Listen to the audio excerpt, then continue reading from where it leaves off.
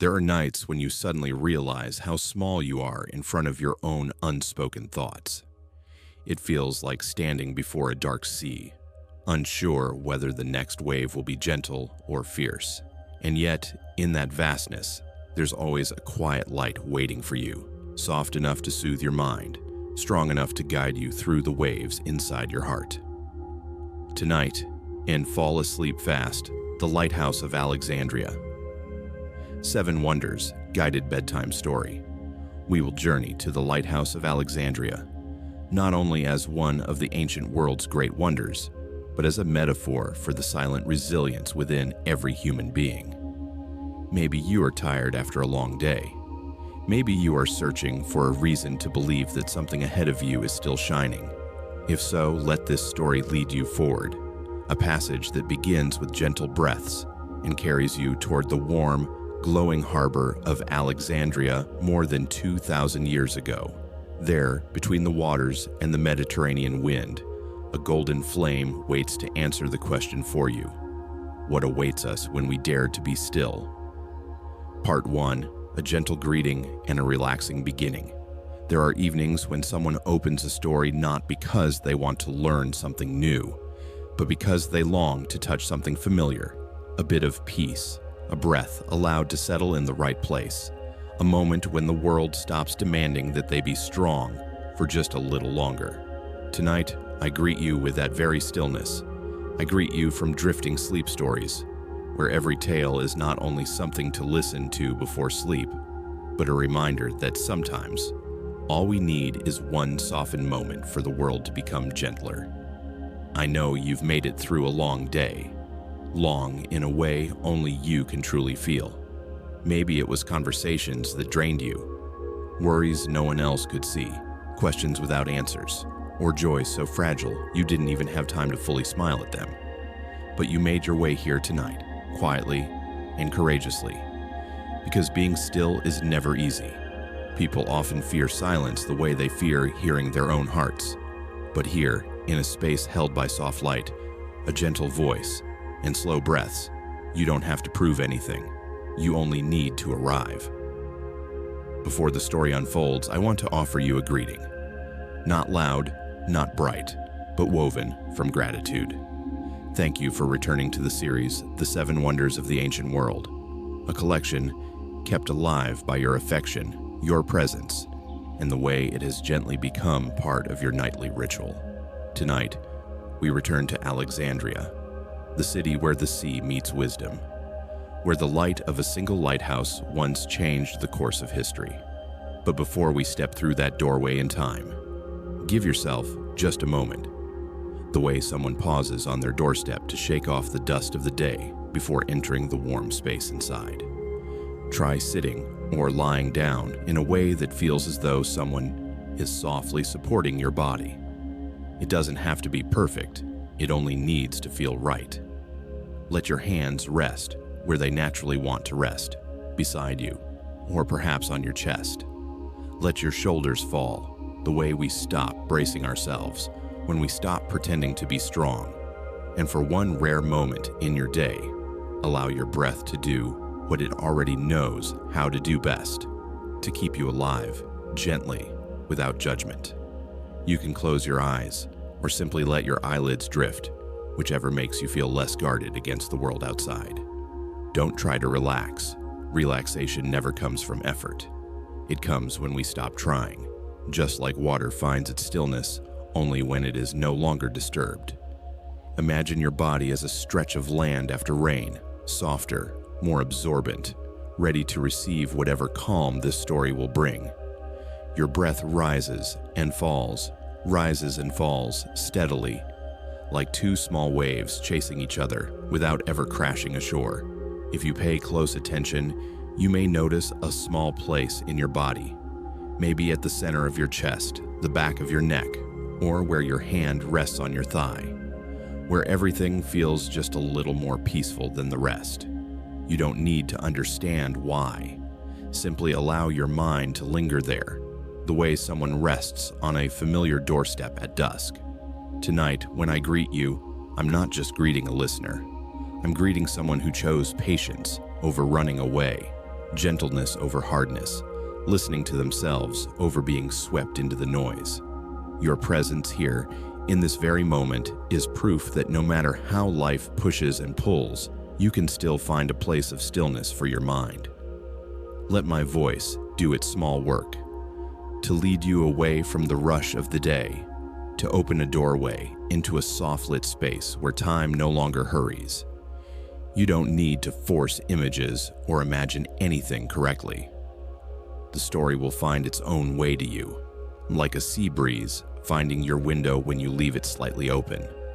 And if some part of you is still tugging, an unfinished thought, a memory still warm, or a worry waiting for its chance to speak, let it sit beside you. We're not here to push it away. We simply whisper to it. Tonight we're stepping into a story. If you'd like to come along, you may. If you'd rather fall asleep first, that's all right too. The mind will know what to do.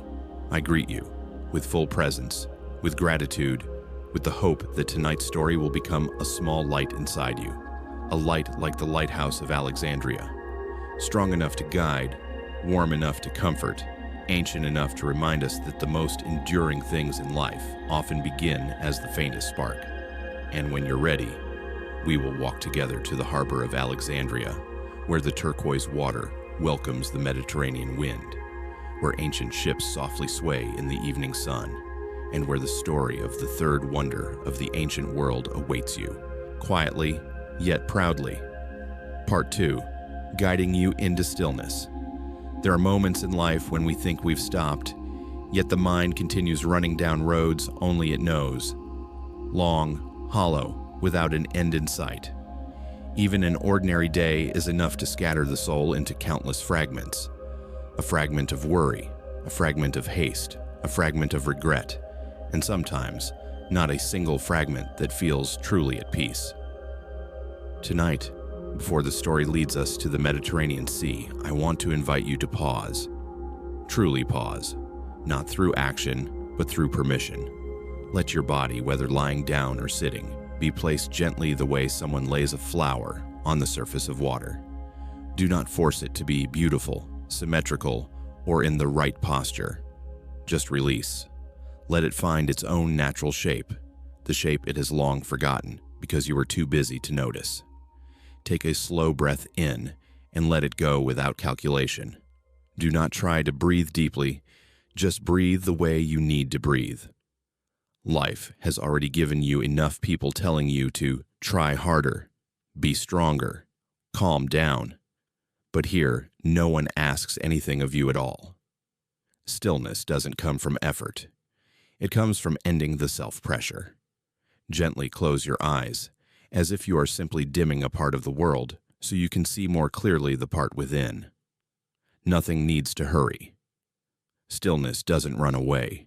It only waits for the night to reveal itself. Now, if you want, try bringing your attention back to your body, not to judge it, but to reacquaint yourself with it. Start from your feet, which walked far more today than you realized. Then to your calves, which sometimes carry tension that doesn't even belong to them. Then to your knees, your thighs, and your hips, places we often tighten unconsciously, as if trying to confine all our hurt there and nowhere else. You don't need to do anything. Just look inward, lightly, like watching a stranger pass by your window. Observe without judgment. Observe without wanting to change anything. If any place hurts, simply acknowledge, there is pain here. If any place tightens, just say, there is tightness here. If any place feels empty, gently invite it. You may stay here with me. The mind doesn't need to understand. The body doesn't need to explain. They only need to be present. Now find one point, just one, where you feel more comfort than in the others. Maybe it is the warmth of your palm. Maybe it is your throat as the breath passes through. Maybe it is the tip of your nose, where cool air touches before dissolving. Or maybe it is your chest, rising and falling with the rhythm of a life that continues even when you're not sure you have the strength for tomorrow. Once you find that point, do not grip it. Just place your attention there, as lightly as placing a leaf on the surface of a lake. Let it float. Now try imagining, without needing clarity, that this point of stillness has a color, any color that comes to mind first. It doesn't need to be beautiful or meaningful to anyone else. It only needs to be yours. It might be soft blue, like a breath at dawn, or pale yellow, like old sunlight on damp walls, or ashy violet, the color of things you've let go of and things you haven't yet named. When you inhale, imagine that color glowing a little brighter. When you exhale, let it spread out like diluted ink in water. No forcing, no attempts. Just let it find its own path through your body, through your chest, down your stomach, across your arms, softening your shoulders, touching your throat, and dissolving behind your neck. Each breath is like another layer of waves washing onto shore. No crashing roar, no grand declaration, just the quiet patience of the sea, reminding you that sometimes gentleness is the only force strong enough to keep us from breaking. If your mind wanders to work, to someone, to something unfinished, don't pull it back, don't scold it. The mind is used to losing its way. You only need to return gently to your color point, like someone returning to a familiar path after a moment of distraction. Your breath is still there. Your body is still there. Stillness is still waiting for you. And now, when that color has spread wide enough that you can feel a thin band of light inside, as thin as a cloud drifting away from the sky, let that light rise to your mind, not to erase your thoughts, but to rest atop them like a golden dust settling on a table at the end of the afternoon. The thoughts that need to leave will leave. The ones that stay will become small and quiet. Some people think stillness means the absence of sound, but truly stillness is when sounds no longer hurt us, when the heart stops running and simply wants to sit with itself for a while. Tonight, I invite you to sit with yourself in that way. Not to forget everything, but to remember this. Beneath all the chaos, you always carry a safe place within you, a place no one can reach, a place that opens with nothing more than a single slow breath. When you begin to feel your body melting into the soft surface beneath your back or beneath your hands, let your breath become so light you no longer try to notice it. It is still there, but it no longer asks for your attention. Like a close friend who doesn't need to speak for you to know they're sitting beside you. You don't need to prepare anything else. You don't need to try to relax more. Your body already knows the way. Your mind is already slowing down, and right now, you are exactly where you're meant to be. When you're ready, the story will take you to the harbor of Alexandria, but there is no rush. Stillness must be honored like an important guest. We let it stay a little longer, sit beside us, breathe with us, and then, when it nods gently, we rise, gather our breath inside our chest, and begin the journey toward the light of the Lighthouse of Alexandria, an ancient light, yet one that still knows how to comfort your heart today. Part 3. Stepping into the ancient world. As your mind gradually settles, like the surface of a lake after a gentle breeze, the door of the story begins to open, not with sound, but with light. A soft, golden light, thin as if filtered through centuries, touches your eyelids before you even manage to name it. And as you allow your mind to open, the space around you changes. Every boundary of time parts like two drifting clouds, revealing another horizon. You're standing at the harbor of Alexandria on a late afternoon in the 3rd century BCE. The sunlight at day's end is not as harsh as we imagine Egypt to be, but gentle, thread-like, falling onto the turquoise water until the entire harbor looks like a freshly polished mirror. The sea breeze is as soft as the breath of someone waking from a deep dream. It brushes your skin, not cold, just enough to remind you that you are alive in this moment, in this ancient time that feels strangely vivid. No one in the crowd around you realizes you come from the future, and truthfully, no one cares. The people here move with the ease of those accustomed to living among greatness. They walk beside stone columns tall as mountains, beneath structures any other era would only dare to dream of. They seem indifferent to both glory and the cruelty of time. They live at the crossroads of two worlds, Greece and Egypt, reason and myth, desert sands and sea winds. Before you, the water of the Alexandrian harbor stretches out like an invitation. It is not a simple shade of blue, but a blend of many things.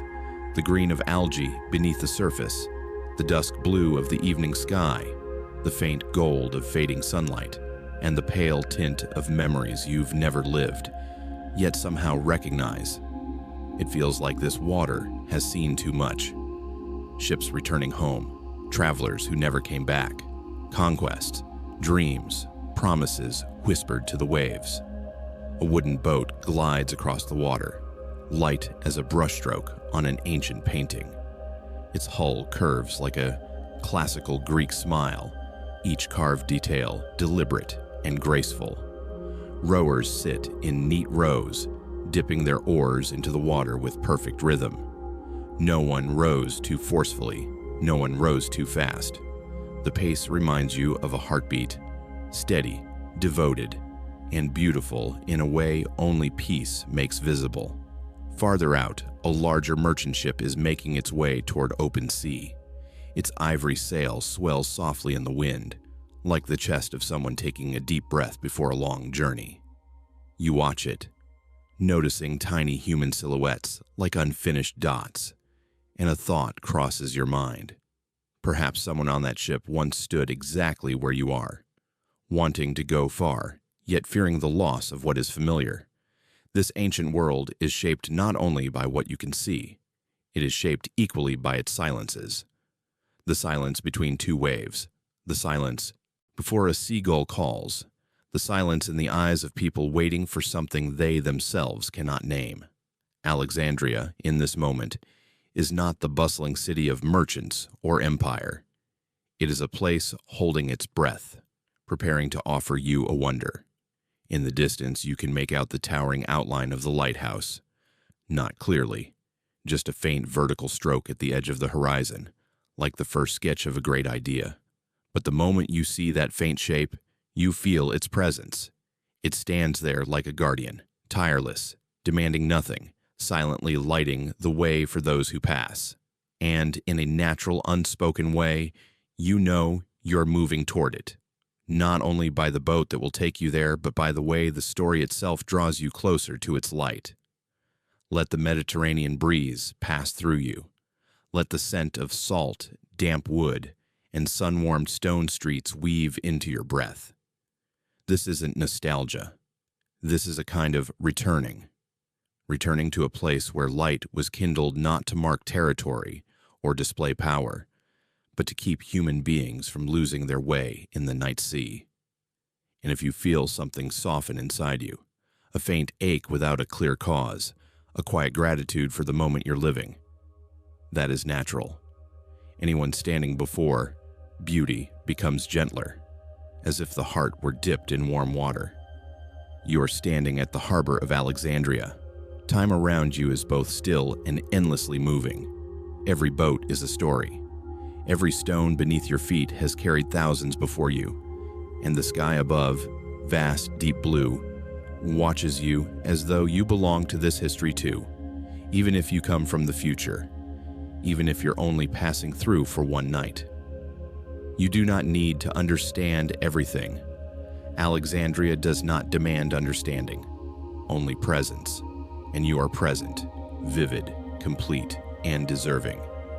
In a moment, the journey will take you deeper into this radiant city. But stay a little longer at the harbor. Let the last sunlight touch your skin. Let the sea wind soothe your tiredness. Let yourself truly be here, in the place where ancient light is preparing to tell you its story. Part 4. The Radiant City of Alexandria.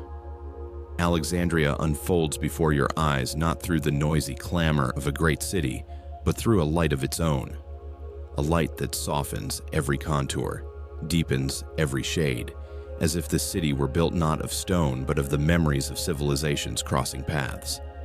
Standing on the harbor, you can feel it clearly. Alexandria is not merely a location, but a long breath of humanity itself. A place where every culture has left behind a piece of its soul.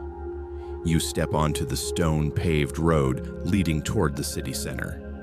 Beneath your feet, pale stone slabs reflect the sunlight, creating a shimmering glow like golden threads embroidered on silk. As you walk, the light shifts with each step, as though the city were quietly watching you, trying to guess what it is you have come here to seek. And then Alexandria begins to take shape, not through grand display, but layer by layer to read like a storyteller gently opening the pages of an old book that has never stopped living. In the distance, the Library of Alexandria appears like an oasis of wisdom in the vast desert of the ancient world. The massive structure stands with sun-washed stone walls, tall and cool columns carved with austere dignity. It is not a place where people come merely to read. It is a place where they come to remember that knowledge was once considered sacred, a silent religion. Inside those walls rest more than 40,000 papyrus scrolls, lying still in the dark like seeds waiting to be awakened. You cannot see them, but you can feel their weight, the weight of ancient thoughts, of philosophers who lived centuries before you, of scientists who recorded every small observation of the world, of stories that even time itself dared not erase. Alexandria glows not only with light, it glows with intellect.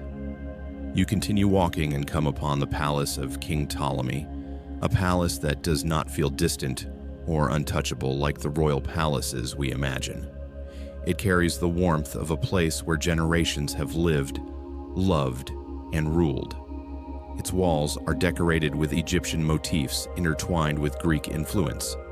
The goddess Isis standing beside Athena, symbols of two worlds placed next to each other, not in conflict, but in harmony.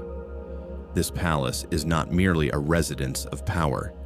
It is where humans once attempted to solve one of history's hardest questions. How can two great civilizations, two ways of life, two belief systems coexist in one nation? Alexandria answers that question with its very breath.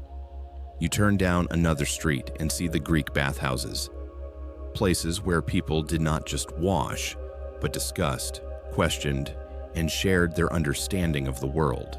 The soft splashing of water in stone basins echoes like a dialogue between humans and themselves.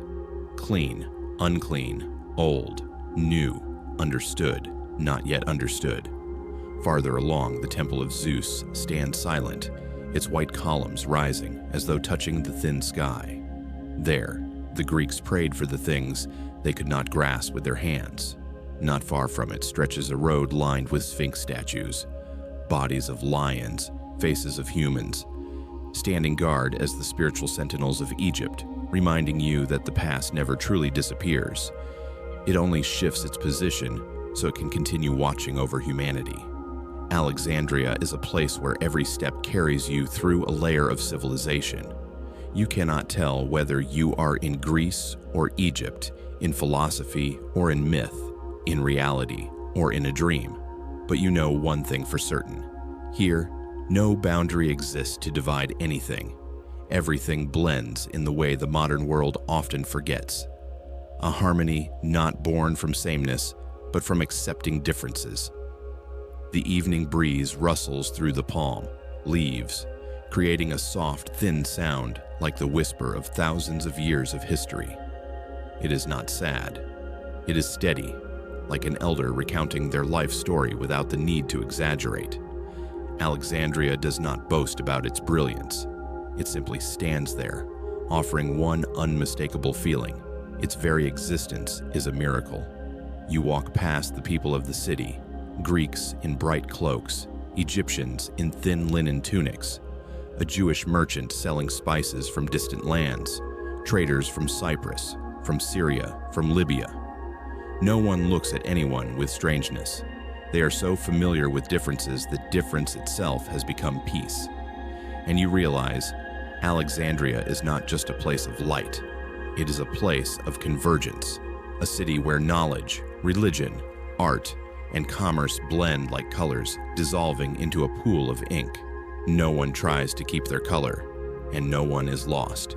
Together, they create a single palette, the color of Alexandria. When you lift your head, the sky has darkened slightly. The golden sunlight shifts to orange, then to a thin red, like diluted wine in a glass. But the city does not grow dim. It shines with its own breath, with the stories that lived here, with the footsteps that walked across these stones, with the scrolls that once burned in fire but never burned in humanity's memory. You know you are standing in what was once the center of the world. Not the center of power, but the center of human longing for understanding. Alexandria never needed war to expand its borders. It needed only a spark, the spark of intellect, and it spread farther than any army could travel. And you stand here, in the midst of this radiant city, feeling a small light kindle within you, tiny but unmistakable, as though Alexandria's brilliance is reflecting back into you, reminding you that human beings, no matter how small, no matter how fragile, can create eternal light if they dare to learn, dare to harmonize, and dare to believe that the world is far larger than what the eyes can see. Alexandria does not ask why you have come. It simply opens its doors, inviting you to step deeper into the wonder ahead, where the ancient light is waiting to tell you the story it has kept for over 2 millennia. Part 5. Preparing to board the boat. The late afternoon in Alexandria seems compressed into a soft band of light, as if the sun itself wishes to linger a little longer to watch humanity drift by. You stand on the stone pier facing the bay, where the turquoise water stretches all the way to the horizon, clear enough for you to see schools of fish gliding near the surface, yet deep enough to conceal the secrets time has tightly woven beneath it. And in that layer of light, a small group has gathered around you silent, each person carrying a story they do not speak aloud. No one looks at one another. Everyone looks in the same direction, toward the Lighthouse of Alexandria. From this distance, the wonder does not yet appear clearly, only as a glowing blur. But that very blur makes it feel more mystical, like a memory you cannot fully grasp, yet still know exists somewhere deep within you. An elderly couple stands slightly apart from the others. The husband holds his wife's hand, gently, carefully, the way one cradles a fragile memory. The light touches their eyes, and you sense they may have been here years ago, returning now to reclaim something time once blurred. The child perched on his father's shoulders nearby gazes wide-eyed at the world, as though this is the first fairy tale he has ever seen come alive. The remaining solitary travelers, like usury, stand among them, each person a quiet dot in the slowly forming canvas of the evening. No one speaks, but the silence is not cold. It feels like a thin blanket, warm enough to gather strangers into the same shared space of waiting. There are moments in life when people become closest, not when they speak, but when they turn their gaze towards something beyond their understanding. A wonder, a memory, a light that history has never allowed to fade. A gentle breeze glides across the pier. You catch the scent of sea salt, the wood of old boats moored nearby, and the wind sweeping in from the southern desert. Alexandrian wind is never hurried.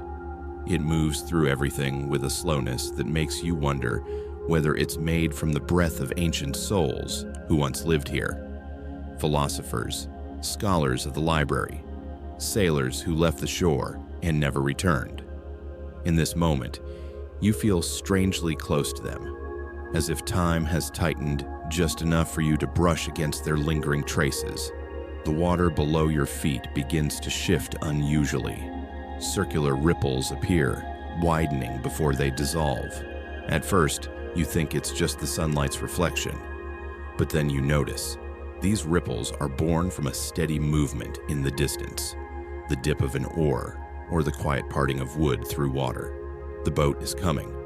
Curiously, you hear no forceful rowing, no splash, only motion, only the widening rings, like folds of memory unfurling. The boat emerges slowly, as if stepping out from the thin mist of the afternoon. Its wooden frame carries warm, reddish-brown tones, each curve shaped, as though carved from the thought of a craftsman who never rushed. The boat does not charge forward. It approaches the pier with humility, as if knowing that those waiting carry burdens that need no names. Some things are not created merely for practical purpose. Some things are created to touch the human soul. This boat makes you think of that. You glance at the travelers beside you. Everyone is now fully focused on the approaching vessel. The child leans forward. The elderly woman grips her husband's hand more firmly. A young man places his hand on his chest, as though he wants to imprint this moment deep into the quietest part of his heart. They are all waiting, but not for the journey itself. They are waiting for the moment they will step aboard and become part of a story larger than themselves. The boat draws closer still. Its long oars paint soft arcs across the water, blending with the descending hues of sunset. And then, when the boat is only a few strides away, you see the man standing at its bow. He wears ancient Egyptian garments, yet his face is gentle, familiar, like an old friend you cannot recall ever meeting. No introduction is needed. The way his eyes meet your groups is a complete greeting. He raises his hand, not to wave, but in a gesture of invitation. A gesture that softens time, making you forget which era you belong to, making your spine feel lighter, as if you've left a forgotten burden behind on the stone pier. And in that moment, you understand. This journey is not merely to behold the lighthouse. It is a journey into a part of yourself, a part that hasn't been listened to in a very long time. You inhale softly. The sea breeze carries a slight chill, but no sting. You exhale, letting the waiting settle evenly in your chest. The final ripples touch the stone pier, then dissolve like questions that no longer require answers. The boat has arrived, and you, at last, are ready to step aboard. Part 6. The unique sightseeing boat. As you step closer, the boat appears clearly before you, a reminder that some things are created not only to move across the water, but to carry the stillness of the sea itself. It rests there, gently touching the stone pier, its wooden body trembling softly as if breathing, as though it too were a living being that has witnessed generations of departures and returns.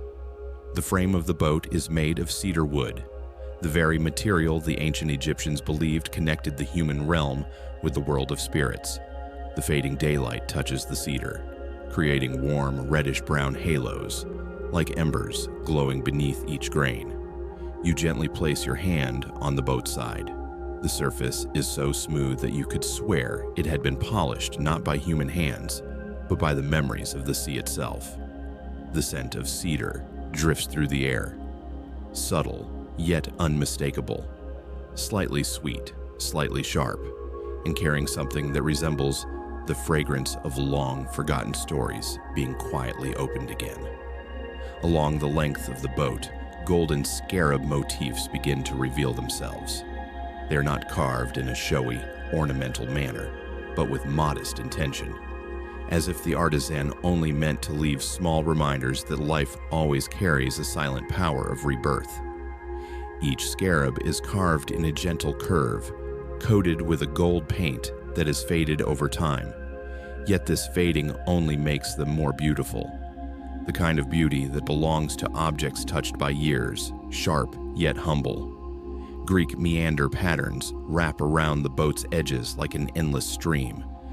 The lines weave in and out, straight then curved, ending then reconnecting like the path a human life takes.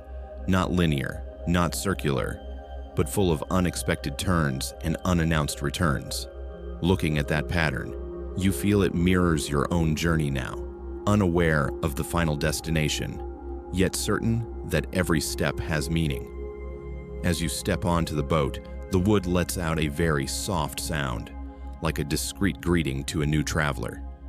Inside, rows of lapis blue velvet cushions line the seats, softer and thicker than you expected. That shade of blue, The deep blue of lapis lazuli, once used in royal rituals by the pharaohs, covers the interior with an ancient calm. Just by looking at it, you feel something inside you loosen, your anxious ripples falling back a few paces. You sit down and immediately sense the boat shifting gently. The movement is subtle, like the steady breath of someone in meditation. The cushion supports your back, giving you the sensation of leaning into something both steadfast and understanding, the kind of feeling we often long for in life, but rarely know how to name. Sea breeze slips through the linen canopy, gliding into the warm, narrow space. It carries the faint saltiness of the water, the sweetness of evaporated moisture rising from sun-heated stones, and the coolness of the approaching twilight. You draw in a breath, sensing the cedar and sea air blend into one, a union much like the cultural harmony of Alexandria, Egypt, and Greece, each with its own soul, yet when merged, making the world seem larger. The rowers stand at either end of the boat, their postures balanced and light. Their hands grasp the large oars with practiced certainty, moving in rhythms shaped by years of knowing the sea. None of them need to shout instructions or signal clearly. They understand one another through the silence of long shared labor. And in that moment, you realize silence itself is a form of communication, one that requires no words, only rhythm. Above you, the thin white linen canopy ripples gently with the wind. Sunlight passes through the fabric, casting soft streaks of light onto the wooden floor, streaks that resemble small paths leading into unnamed regions of memory. You watch those streaks tremble with each oar stroke and feel your own heart being drawn into the present. Not toward the future, not toward the past, but into this exact moment where your existence needs no purpose other than its own fragile, beautiful presence. The water taps lightly against the boat's hull, not strong, not regular, but with its own quiet rhythm. It sounds like someone tapping a window gently, just enough to remind you they are nearby. You listen and realize that even such a simple sound can make your mind let go just one layer more. The sky outside has shifted into a deep blue tinged with violet, that in-between hour when people easily believe the world can heal them with just one long breath. And you, sitting on this boat, feel that truth more clearly than ever. A fellow traveler sits a few seats away, their hand resting along the carved meander pattern, fingers following its curves. On their face is a soft, contemplative expression, like someone trying to memorize every small detail of this moment, to carry it with them the way one carries a small stone, as a reminder of something important but unspeakable. The boat, now filled with everyone who has been waiting, slowly begins to pull away from the dock. The oars cut through the water with a deeper, heavier sound, yet the rhythm remains gentle. You feel the moment the hull leaves the stone pier, a brief, subtle tremor, but enough to mark a beginning, like the extra heartbeat when we step into a new chapter of life. You look toward the distance. The water shimmers with the last colors of sunset. The faint silhouette of the lighthouse reflects upon the surface, like a promise not yet spoken aloud. The boat, with all the beauty of two civilizations woven together, is carrying you toward that light, slowly, steadily, without urging. And in this moment, you understand. Sometimes what we need is not to witness a wonder, but to place ourselves at the intersection of things that seem far apart, to see that the world, when viewed with peaceful eyes, is always larger than we imagine. Part 7. Soshin, the Guide. Once the boat steadies itself among the rippling waves, you sense the entire space around you lowering its voice. The sea breeze grows gentler, the afternoon light softens, and even the noises inside your mind begin to sink, like stones falling into a deep well. It is in that moment of quiet that the man many speak of with an ancient-sounding name, Soshin, steps from the bow toward the group of travelers. He does not hurry, nor does he try to impress. Yet something in the way he carries himself makes you feel as though you've met him before. Not in real life, but in a story someone once told you on a long ago evening. He is not tall but sturdy in the way of those who have lived their lives among coastal winds. Sun-warmed skin, steady eyes, and slightly curled hair brushing his neck. Every feature evokes someone who has looked at the world with eyes that know how to listen. In his hands is a linen cloth, one end tied loosely so the wind won't blow it away. When he pauses at the center of the boat, standing in the slanted light beneath the canopy, you see him smile. It is a strange kind of smile. Not wide, not quick, not meant to win anyone over. It is the smile of someone who knows that everything can begin with gentleness. It shortens the distance between you and everyone else instantly. "Greetings," he says. And his voice, just as people have described, is soft as melting butter. It does not rush. It spreads slowly, warmly, dissolving into the air and into the minds of those who listen. Every syllable comes with no sharp edges, as if smoothed by years of storytelling under the sound of waves. "My name is Soshin, and it is my honor today," he continues, speaking as though offering his breath to the wind, "to guide you across the river of time, so you may witness the light that has led countless generations." There is something deeply truthful in his tone. You realize that some storytellers do not need to try. Their very presence is the story. Soshin is one of them. He looks at each person one by one, not glancing, but truly looking, as if ensuring that everyone has arrived here not only with their body, but with their soul. When his eyes meet yours, you feel as if you're being invited into a gentler realm, one where small sorrows are not pushed away, but placed gently into the arms of the sea. "Before I begin," he says, "let me tell you this. Anyone who steps onto this boat has already brought a story within them, and sometimes the light of the lighthouse helps us see that story more clearly." No one in the group replies, but the silence is not awkward. It is the silence of a classroom, where everyone is waiting for the teacher's opening words. Except this lesson is about their own hearts. Soshin sits on the front bench. He rests his elbow on the side of the boat, eyes turned toward the water, as if listening to the sea's memory before sharing it with you all. He begins speaking of the Lighthouse of Alexandria, but not in the way one lists facts or lectures history. He speaks as one would speak of an old friend, with reverence, tenderness, and a touch of longing. That lighthouse, he says, was not built for power, but for fear. People feared losing each other in the night, feared storms erasing the trail of their ships, feared that the sea was wider than human courage, so they lit a flame to remind themselves that something was always waiting. His words flow like water. He is not crafting effect, not trying to move you. Yet each word enters the heart with the precision of someone who understands that every soul, no matter how strong, has fragile places that need light. He continues, about King Ptolemy, about the architect Sostritus, about the 3 tiers of the tower built from rosy sandstone. But he speaks of them the way someone recalls an afternoon from childhood they witnessed with their own eyes. He does not display knowledge, he shares memory. And strangely, that memory makes you feel as if you too have lived here, walked past those giant colonnades, stood at the base of the lighthouse, hearing the flame inside breathe. A small gust makes the canopy ripple. Light scatters across the water in shimmering gold fragments. And Soshin, framed by this living painting, looks like someone who has belonged here for many lifetimes.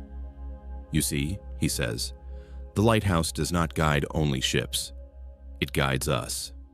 For every one of us has nights when our hearts are so dark we cannot see the shore." He pauses. The wind brushes through the air like a delicate stroke of paint. But light, even the smallest glimmer, is enough. His words touch the softest part of you. Your spine loosens. Your chest feels lighter. And looking around, you see that others are listening the same way, not with their ears, but with the quietest depth of their inner world. Soshin continues, about the rumors that the island of Pharos was once a ship-drowning trickster, about Ptolemy's resolve to restore truth to the sea, about the 12 years of construction and the hardships borne by the builders. But each detail he mentions is more than a historical event. It is a shard of mirror reflecting something essential about the human experience. In his telling, the lighthouse is not merely a structure. It is a story of endurance, of hope lit in the heart of storms, of people trying to do good in a time when goodness was not easy. When he smiles again, you understand why many believe Sotion is the living soul of Alexandria, quiet but deep, unshowy but unwavering. We, he concludes the introduction, will circle around the lighthouse in this evening light. And perhaps in that light, you may find something you yourself have forgotten. His voice is soft as a lullaby, yet strong enough to stir something within you. And just like that, the journey begins. Not only into history, but into the hearts of all who listen. Part 8. The Beauty of the Lighthouse of Alexandria. After leaving the harbor, your boat begins gliding slowly across the water, a surface smooth as glass, now gently trembling under the rhythm of the oars. The Mediterranean wind brushes your face, not forcefully, but just enough to make your eyes widen, as if needing more space to take in what is gradually unfolding ahead. And then what had been only a faint blur at the horizon begins to form into shape. Not through sudden appearance, but through a quiet approach. The way a memory comes to us on sleepless nights. Small at first, then clearer until we cannot look away. It is the Lighthouse of Alexandria. From where you sit, it grows larger inch by inch, a colossal structure standing proudly on the island of Pharos, as if the earth itself had lifted it up so it could see farther, shine wider. Its grandeur is not boastful, but resembles the calm dignity of someone who has lived too long to be shaken by anything trivial. The 3 tiers of the tower reveal themselves, distinct but connected. The lower tier is a sturdy square base, like the root of a 1,000-year-old tree. The middle tier shifts into an octagon, softer, more graceful, like the deep breath that follows a moment of clarity. The uppermost tier is a cylindrical tower reaching toward the sky, the place where light once burned nightly to guide returning ships. The entire structure rises over 100 meters, a height far beyond what the world of its time could easily imagine. But what stills your breath is not its size. It is its balance, strong yet gentle, ancient yet ageless, powerful yet never imposing. The afternoon sun lays a soft rose gold glow across the sandstone, like the warm color of cherished memories, whose sharp edges time has kindly blurred. At each corner, the light gathers and dissolves again, making the surface appear alive, gently breathing with the rhythm of the waves beneath your feet. For a moment, you nearly forget that the lighthouse was built by human hands. It feels like a natural extension of the earth rising from the sea itself. Sotion, your guide, says nothing now, and you understand why. Some forms of beauty shrink when explained, but when left to speak for themselves, they reveal layers no words could reach. The Lighthouse of Alexandria is such a beauty. The wind grows slightly stronger, bringing with it the sense of salt, sun, and stone that has been warm all day. Everyone on the boat turns their gaze toward the same point.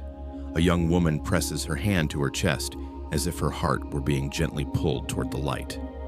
An old man tilts his head, as though trying to memorize the sight to carry it with him for the rest of his days. A child watches with absolute, unblinking wonder, as if a single blink might make the wonder vanish. The closer you draw, the more undeniable the lighthouse's majesty becomes. You see the huge blocks of stone forming its square base, each block like a story stacked atop another. The seams between them are uneven, yet harmonious, as if the builders used not just strength but heart to join each piece into the whole. At the middle tier, the 8 sides of the octagon catch the sunlight in 8 different ways. That light touches your face, falls onto your shoulders, making you feel as though you too are becoming a small part of the scene. A speck of dust in history, but a speck glowing because of the wonder's presence. Then you lift your gaze and see the statue atop the tower, tall, upright, one arm raised, perhaps holding a spear, perhaps a symbol of authority, perhaps simply a gesture toward the distant sea. No one knows for certain whether it was Zeus, Poseidon, or Ptolemy the Fictor, but it doesn't matter. What matters is the way it stands, a noble silhouette against the sky, framed by thinning clouds. Light slipping through openings in the clouds falls upon the statue's base like the blessing of time bestowed upon a symbol too significant to be forgotten. You look up and suddenly find yourself feeling small, but this smallness does not frighten you. It lightens you as though you no longer need to carry the full weight of your life. Lightens you as though, in the presence of something eternal, the temporary parts of you become easier to forgive. You think, perhaps humanity has always needed structures like this, not to boast, but to remind themselves that each generation can choose to kindle a light. The boat pauses so everyone can take in the sight. The water mirrors the lighthouse like a dreamlike version, softer, flickering, like the memory of those who saw it millennia ago. A thin, cool breeze blows across the deck. Soshin rises gently, still without speaking. He gives the scene a silence that feels sacred, the silence of someone who knows how to honor the holy. And you understand. No words are needed.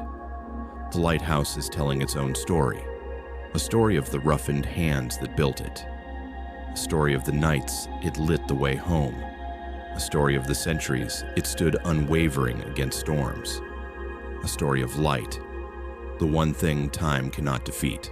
You inhale deeply, then exhale lightly, as if for the first time today. The Lighthouse of Alexandria, a shard of ancient light, has touched something in you that you did not expect. Trust. A trust that no matter how thick the darkness becomes, as long as one light stands firm, human beings will always find their way. Part 9. The magnificent history behind its construction. The boat begins moving again slowly, as if not wanting to break the quiet reverence the lighthouse has just placed in everyone's heart. But as the rhythm of the oars returns, Soshin tilts his head slightly, as though listening to something spoken by the sandstone blocks of the wonder itself. And then he begins to speak. To understand this lighthouse, he says in a low, warm voice, we must return to where its story began, not where the light was first lit, but where darkness once frightened people. The entire group falls silent. Even the sea seems to pull back, giving space for the past to rise. In the time of Ptolemy I, Soshin continues, the island of Pharos was rumored to be home to wreckers, men who lured ships onto the shoals to plunder them. No one knows whether the stories were true. A tale repeated 5 times often loses its truth at the bottom. He pauses, letting the words spread out like a leaf settling onto water. But one truth remains. The night sea makes it easy for anyone to lose faith. You understand it more deeply than expected. You too have had your own long nights. No storms, no hidden rocks. Just enough uncertainty to make you feel lost. Soshin looks up at the lighthouse as he speaks. And there was a man who decided the world could no longer drown in such stories. He speaks the name Ptolemy with a mix of respect and quiet sympathy. Not the glorification of a historian praising a hero, but the understanding of someone who recognizes a man burdened with responsibility. He was not just a king. He was a man who had lost his old home, trying to build a new one, for himself, and for all who came from elsewhere. Alexandria, a city of blended civilizations, perhaps grew from that simple desire to create a place one could call home. He decided to build a light, Soshin says, a beacon so that ships would know the shore, so that people would know hope. You think, how remarkable that a great wonder began not from ambition, but from fear and compassion. Soshin continues, but a noble. Intention is one thing. Turning it into a stone tower standing over 100 meters tall, surviving sea and time, is another. His voice deepens, touching the unspoken struggles. They spent 12 years. 12 years is not just time.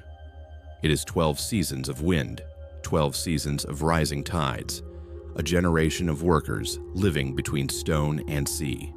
Men who dug, carved, hauled, lifted, placed, day after day. You close your eyes and imagine men bare-backed under the sun, workers hauling stones heavier than the life they carried, stone cutters shaping granite blocks with pounding hammers, quarried from distant mountains and dragged across desert by wooden sledges. Shouts, cracking timber, stone striking stone, hands split and bleeding, deaths unrecorded, simple meals beneath torchlight, nights of uneasy sleep in the sound of waves. Perhaps they had no idea the structure they built would become one of the 7 wonders of the ancient world. Perhaps they thought only of family, of tomorrow's meal, of a shoulder to lean on. But often, it is these ordinary things that build the extraordinary. And then, Soshin says with a gentle smile, the father who began it did not live to see what he created. The son completed it. Ptolemy II, the successor, continued the dream, the way humans inherit both the unfinished and the beautiful from earlier generations. He did not build for himself, Soshin says. He built for those who would come after, people he would never meet. A kindness cast far into the future. Then he pauses, emphasizing what comes next.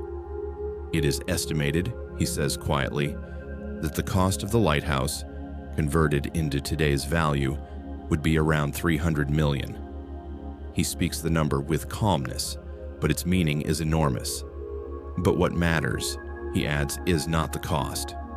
It is that some things are built not to be bought or sold, but to show the way. He rests his hand on the side of the boat, his gaze distant.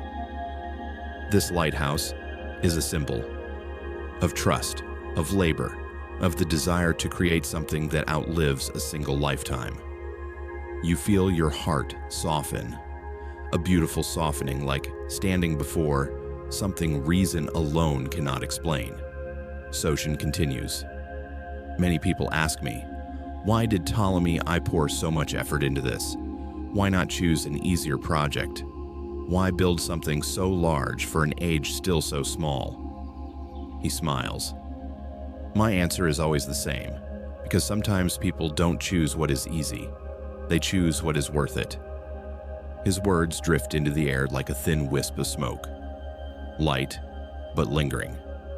The wind carries the scent of salt. The water shifts from blue to a deeper shade as the sun tilts behind you. The lighthouse ahead remains steady, as though it has always stood there, even before humans had words to name it.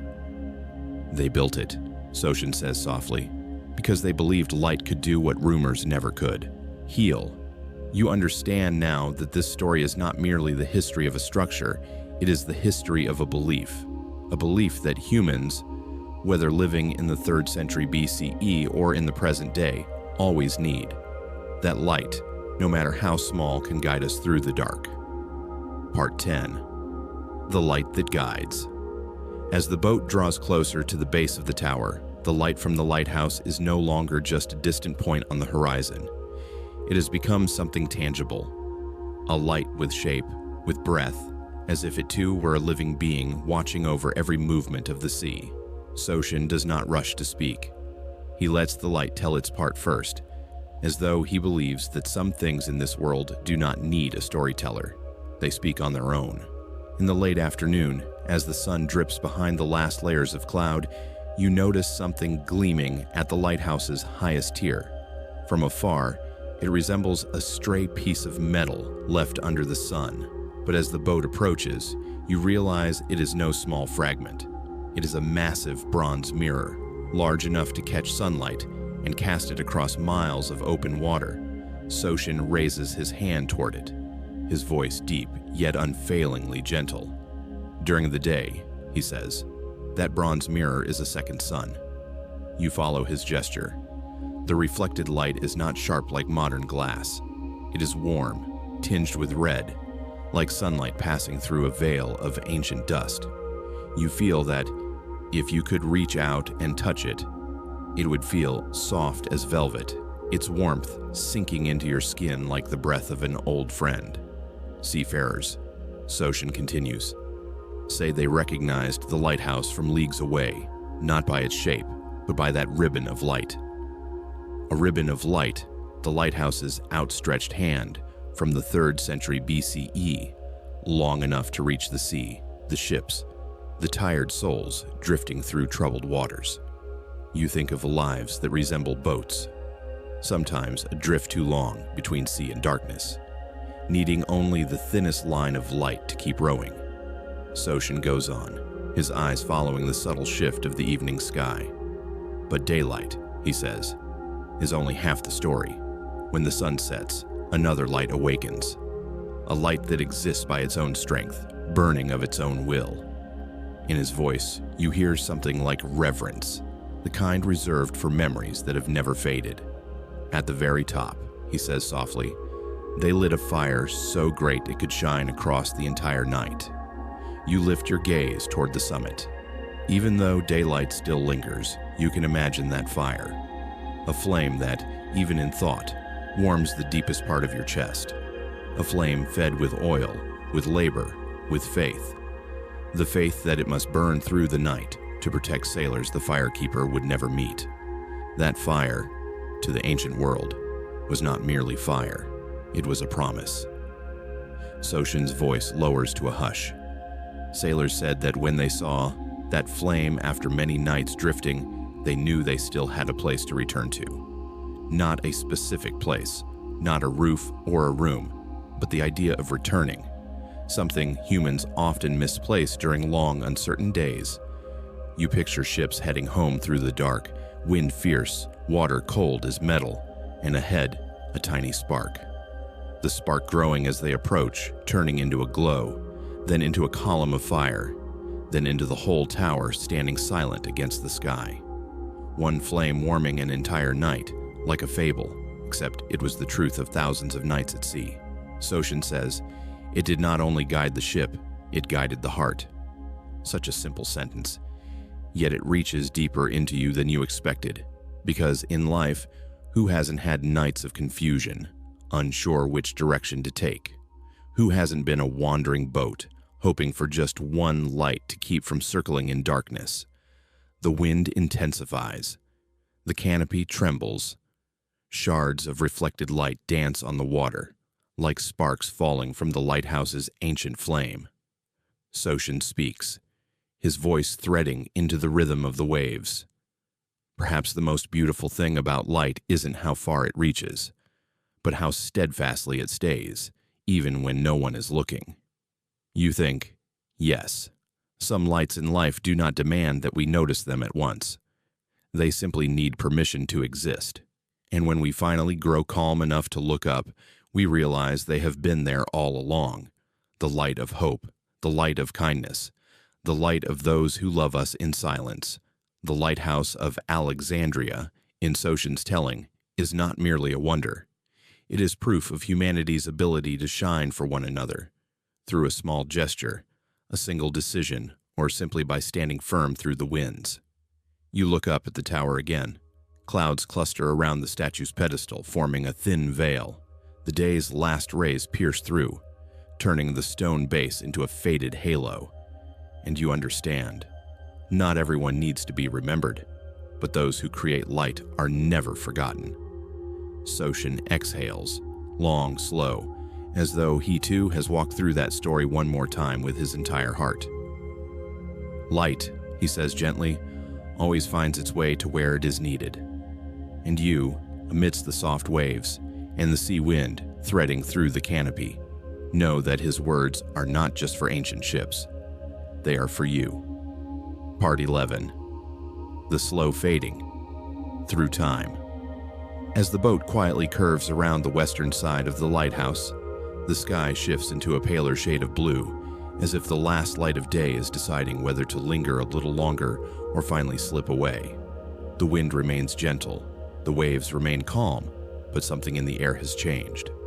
A sudden solemnity, like the moment you look at an old photograph and realize the people in it are no longer alive.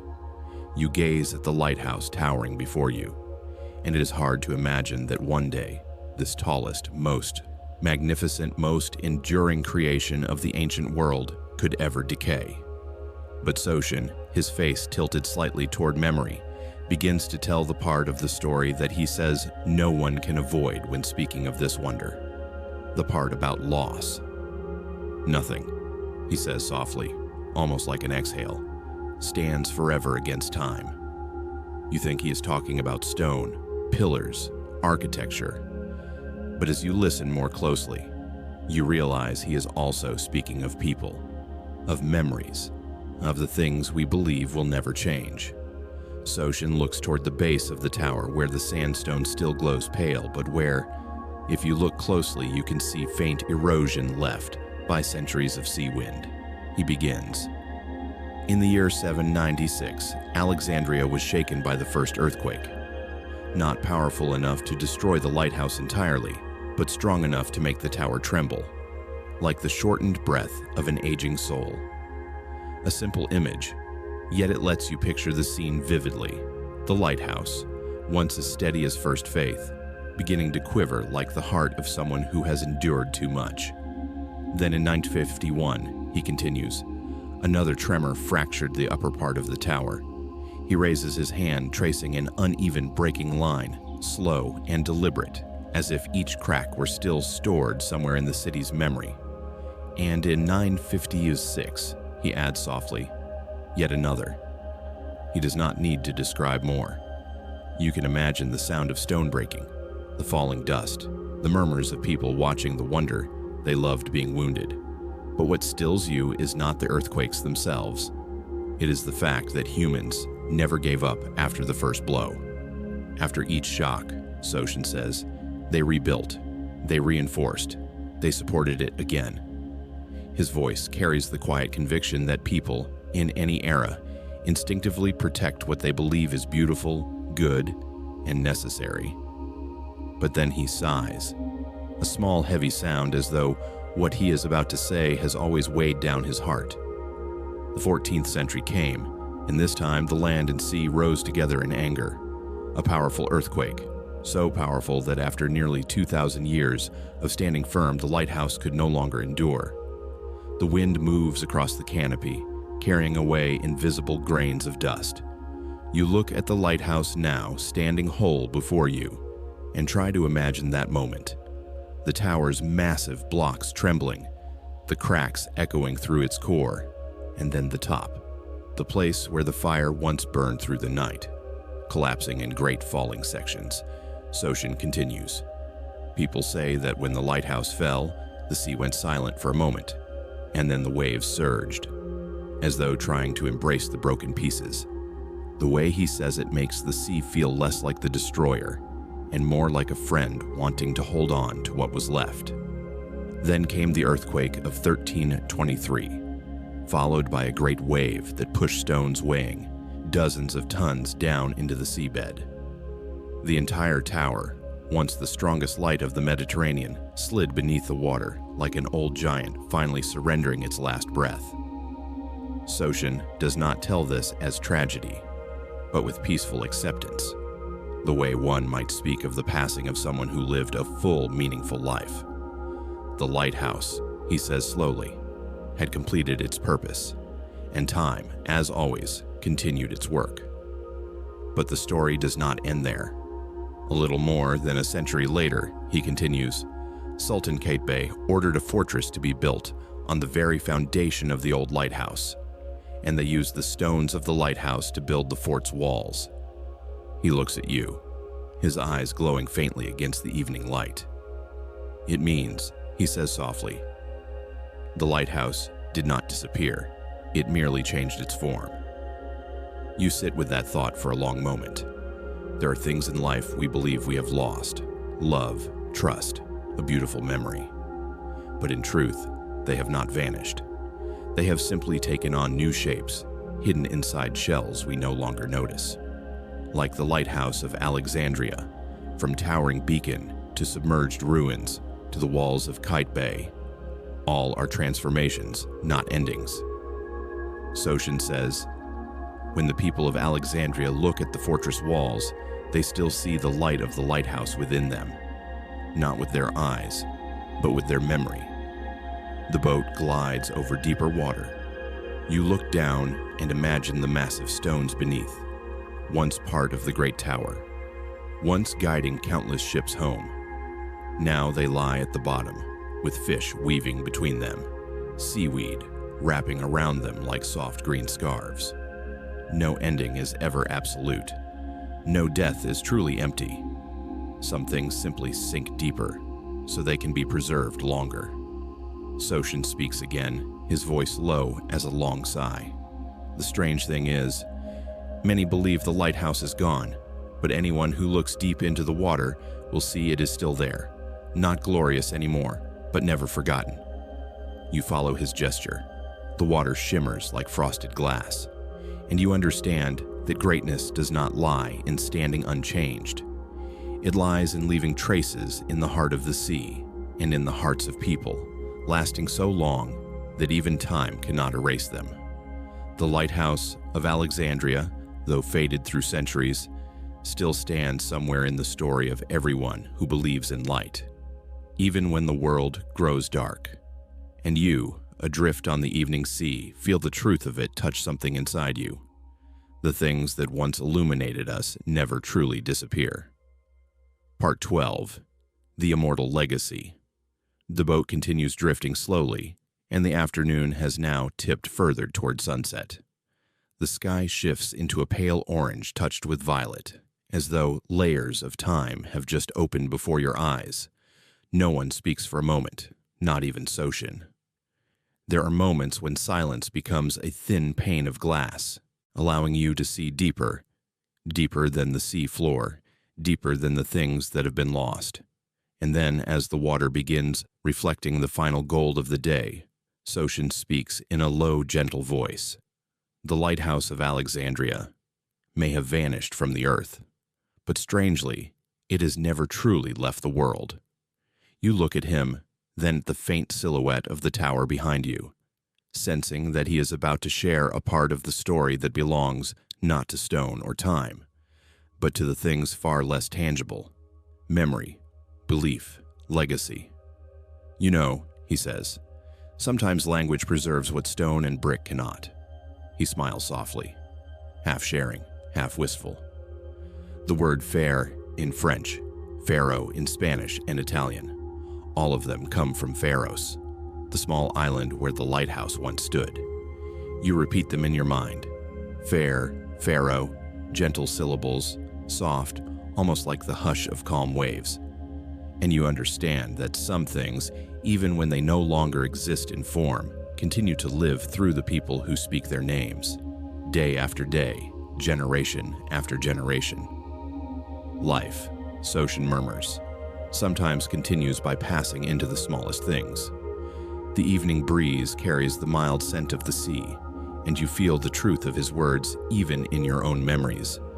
There are people who leave, yet their names, their voices, a tiny habit of theirs, remain like miniature versions of a legacy.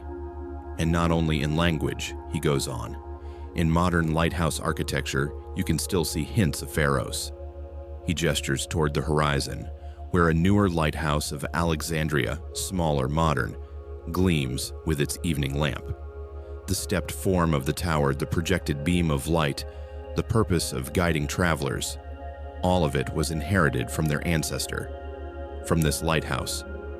You look at the modern tower and feel unexpectedly as though you're looking at a distant grandchild of a great ancestor, not identical, but carrying the same bloodline of light.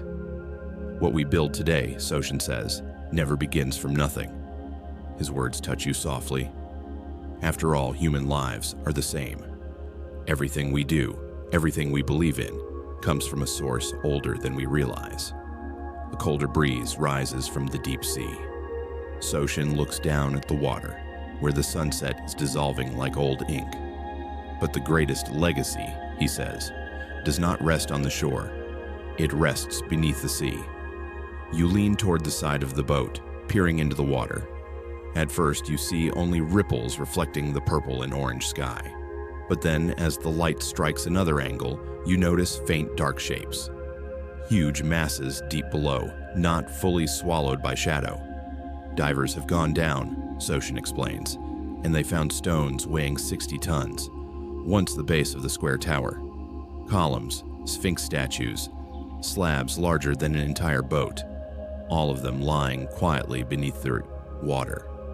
He uses the word quietly, a soft, beautiful word that makes the lighthouse feel less like a ruin and more like a giant merely sleeping. Beneath the sea, he says, is a museum with no walls, no doors, no footsteps, yet more complete than any museum on land. You imagine it, ancient stones between drifting seaweed, statues leaning gently into the sand, broken walls explored by fish as though they were revisiting humanity's past. A different world, still, deep, ancient, resting right below the waves brushing softly against the boat.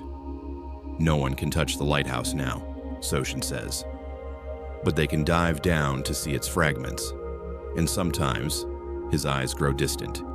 People understand something better only after it is broken. You remain silent, because those words are not just about the lighthouse. They are about people, about the things we've lost, about the chapters of life that seemed shattered. But when we look back, we find meaning in every fragment. The people of Alexandria, Soshin continues, are still proud of their lighthouse. They placed it on their regional flag, not to boast, but to remind themselves that its light once existed. He touches the air delicately, as if brushing his fingers over an invisible flag. Sometimes, he says, pride doesn't come from what we still possess, but from what we refuse to forget. You look toward the city, where modern lights have begun to shine, and you understand, not all legacies must stand on land. Some are kept alive through human memory, through the belief that what is good never disappears.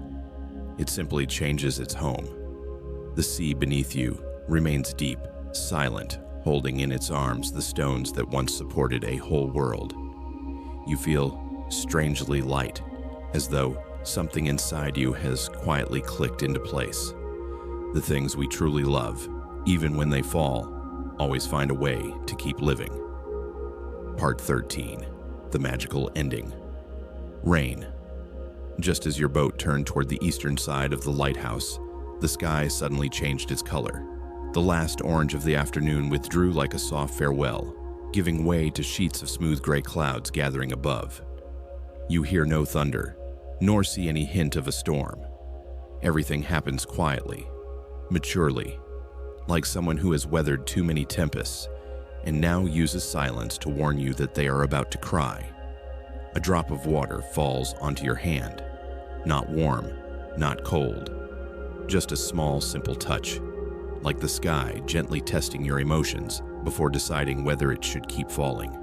Soshin looks up at the canopy with a familiar expression, the look of someone who has been waiting for this moment since the journey began. When the second drop lands, he smiles, a warm, steady smile, like a breath lighting up the night that is about to arrive. I love this moment the most, he says, when the rain is just beginning. Not enough to be called a rainfall, but enough to awaken the things inside us that sunlight often forgets. You listen to the soft sounds on the linen canopy as the droplets touch it. It isn't the sound of pouring rain, nor the steady rhythm of a downpour. It is scattered, like someone gently tapping out a melody that has never been written. You notice the rain has two tones, one falling on the canopy, one falling on the water. On the canopy, the sound is sharper, drier. On the water, it becomes round, soft, like the sea itself is catching each drop in an embrace. The boat continues drifting, and now you see the lighthouse through a thin veil of water. The light at its peak, once powerful and brilliant, now softens, diffusing into hazy rings like golden lamps seen through fine silk. Each shift of the raindrops makes the light shimmer, as though it is living a new life. Gentler, more fragile, but more honest. You close your eyes, not because the rain stings, but because the sound, the light, the moisture make your eyes want to rest. Even with your eyes shut, the world remains, but it becomes soft, like sand smoothed by a thin wash of waves. You feel the breeze threading through the canopy, carrying the scent of sea salt mixed with the first smell of rain. It is not the earthy scent of rain on land. It holds the taste of time, of sailors far from home who once tilted their faces upward to welcome these very first drops. Soshin stays seated at the bow, saying nothing. He only listens. And in that moment, you understand that some people carry within them a quietness that is beautiful. Not the quiet of emptiness, but the quiet of someone who believes the world sometimes knows how to sing by itself. The rain grows slightly heavier, forming small ripples across the water. Not large, not hurried, just enough to suggest that the sea is welcoming the rain with the patience of someone who knows every drop will eventually become a part of them. The ripples spread outward, touch the hull, dissolve, and begin again. You recognize the motion. It is the way emotions move within a human heart, rising, expanding, fading, returning, never fully disappearing. When you open your eyes, the lighthouse is a bit farther now, yet its softened glow becomes even clearer through the rain.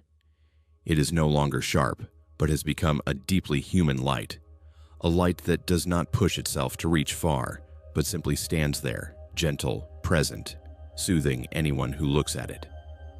Soshin speaks, very softly. There are lights that become most beautiful when seen through the rain. You wonder, is he speaking only of the lighthouse, or also of people who become easier to understand, more tender, more reachable when they are going through their own inner rain? The oars continue slicing the water, but the sound of rowing is softened by the rain. The boat becomes a small cocoon, a place where the rain does not fall to soak you, but to soak memories you have not touched for a long time. The sound of waves, the rain, the golden light blurred by moisture, all merge into a kind of music no words can describe. An elderly passenger closes his eyes, shoulders relaxed. The young woman beside you extends her hand to catch a few drops slipping past the canopy, as if receiving a small piece of memory the sky is giving. A child behind you covers their face with tiny hands, only to giggle when the cold drop touches their cheek. Everyone on the boat carries their own emotion, yet together they form a mosaic, a painting called softening. And you, within that softening, feel something inside yourself begin to melt. Not painfully, but the way an ice block finally cracks so the water can flow through. Sometimes, Sotion murmurs, almost whispering, rain comes only to teach us how to let go gently. The sentence needs no explanation, no reasoning, no historical context. It only needs to fall into your heart, like a raindrop. The rain softens, then softens again, and after a few minutes, only a handful of drops remain. Like a brief farewell, the boat, the sea, and the sky seem to breathe in the same rhythm. The rain does not last long, but it is enough. Enough for everyone on the boat to know they have just passed through a moment not everyone is lucky enough to hold.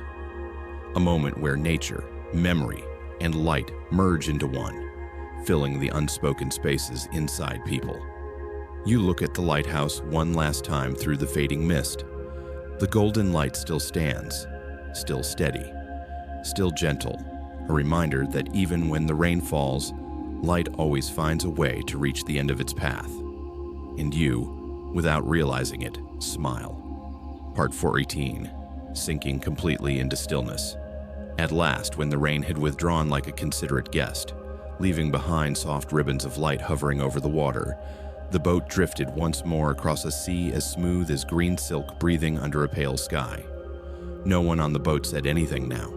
The silence was no longer an empty space, but a gentle stream flowing through everyone on board.